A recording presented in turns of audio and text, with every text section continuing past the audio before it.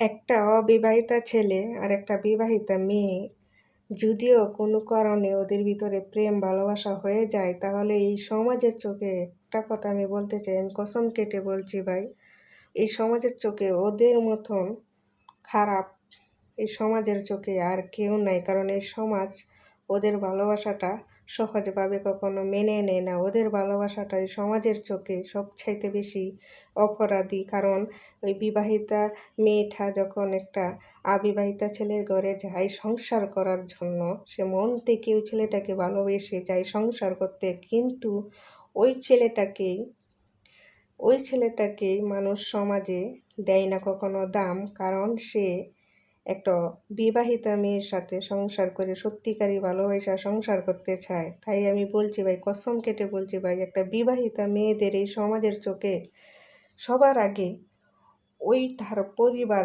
ছেলেটার পরিবারই মেনে নিতে পারে না। কারণ যেটাই হোক না কেন ওই মেয়েটা একটা বিবাহিতা মেয়ে।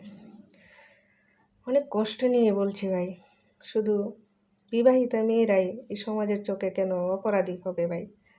একটা অবিবাহিত ছেলে যদি একটা মেয়ের সাথে সারা জীবনের জন্য হাতের উপরে হাত রেখে বুকে কসম কেটে বলে, আমি তোমাকে সারা জীবনের দায়িত্ব নিয়ে নিলাম তোমার, কারণ একটা বিবাহিতা মেয়ের কি ওই শখ আহ্লাদটা নাই যে একটা ছেলের সাথে সুখে সংসার করবে?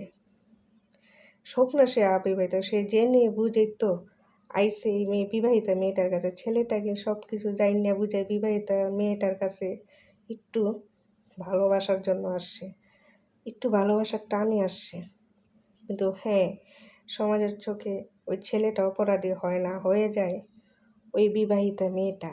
কারণ সবাই ওই বিবাহিতা মেয়েটাকে বলে, হ্যাঁ একটা ফাইনাল করতে চাইরে আইসস, আর একটা স্যারারে দোষ চাইরে, এই স্যারার ঘর তুই করবি না করবি, এই স্যারারও দিন শেষে তুই টগায় চলে যাবি। প্রত্যেকটা বিবাহিতা মেয়েদের যাদের স্বামী নাই তাদের ক্ষেত্রে একই কথা, সবার আগে তার পরিবার থেকে আসে।